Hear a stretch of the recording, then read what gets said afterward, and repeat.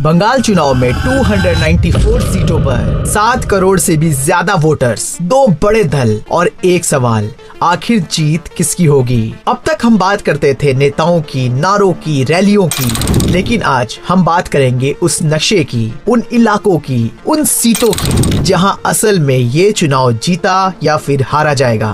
क्योंकि दोस्तों, बंगाल का चुनाव एक नहीं बल्कि कई अलग अलग लड़ाइयों का मेल है। सबसे पहले बात करते हैं उत्तर बंगाल की। ये इलाका दार्जिलिंग, कूच बिहार, अलीपुरद्वार, जो कि बीजेपी का सबसे मजबूत गढ़ था। 2019 में यहाँ बीजेपी ने शानदार प्रदर्शन किया था, लेकिन 2024 में कुछ अलग हुआ। टीएमसी ने 2024 के लोकसभा चुनाव में उत्तर बंगाल में बीजेपी के कई मजबूत गढ़ तोड़ दिए। कूच बिहार जैसी सीट जहाँ बीजेपी के केंद्रीय मंत्री थे, वहाँ भी टीएमसी ने जीत दर्ज की। मतलब जो इलाका बीजेपी का था, अब वो कॉन्टेस्ट बन गया है। इन सीटों पर फोटो फिनिश मुकाबले होने की उम्मीदें हैं। जरा सा वोट इधर से उधर हो जाएगा और पूरा नतीजा ही बदल जाएगा। अब आते हैं जंगल महल की तरफ। पुरुलिया, झारग्राम, बांकुड़ा, पश्चिम मेदिनीपुर, ये वो इलाका है जहां कभी माओइस्ट का दबदबा था, जहां विकास की बात हमेशा बाद में आती है। पर 2021 में बीजेपी ने यहां पर काफी अच्छा प्रदर्शन किया था, लेकिन 2024 में टीएमसी ने यहां पर भी वापसी की।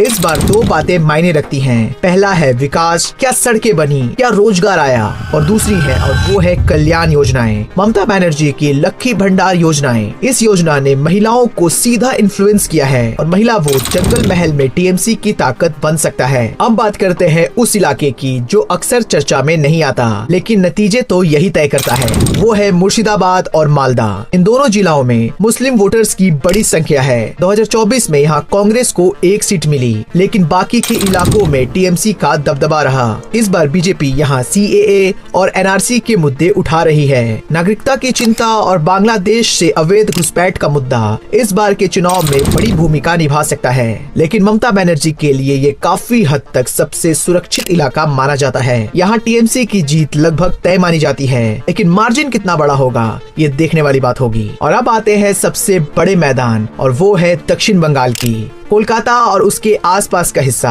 यहाँ एक नाम जो सबसे ज्यादा चर्चा में है और वो है भवानीपुर। शुभेंदु अधिकारी ने इस बार ममता बनर्जी के गढ़ भवानीपुर से चुनाव लड़ने का ऐलान किया है। 2021 में नंदीग्राम में ममता बनर्जी को हराने के बाद अब वो सीधे कोलकाता में ममता बनर्जी को चुनौती दे रहे हैं। ये कोई साधारण सीट नहीं है। अगर शुभेंदु यहाँ से जीते तो ये बीजेपी की सबसे बड़ी जीत होगी, और अगर ममता बनर्जी जीती तो वो उनकी सबसे बड़ी व्यक्तिगत जीत होगी। दक्षिण बंगाल में बीजेपी ने शहर के हिंदू वोटर्स में पिछले कुछ सालों में मजबूत पकड़ बनाई है। ये वो वोट है जो टीएमसी से खिसक सकता है। तो इस बार के इलेक्शन में दक्षिण बंगाल सबसे बड़ा और सबसे अहम बैटल ग्राउंड होगा। कई सारे ओपिनियन पोल के अनुसार वेस्ट बंगाल में फिर से एक बार तृणमूल कांग्रेस की सत्ता बनी रहने की संभावना है। एक अनुमान के अनुसार टीएमसी को 155 से लेकर 170 सीटें मिल सकती हैं, तो वहीं बीजेपी को 100 से लेकर 115 सीटें मिल सकती हैं, जो कि 2021 की 77 सीटों से काफी ज्यादा है। लेकिन अभी भी 18.5% वोटर्स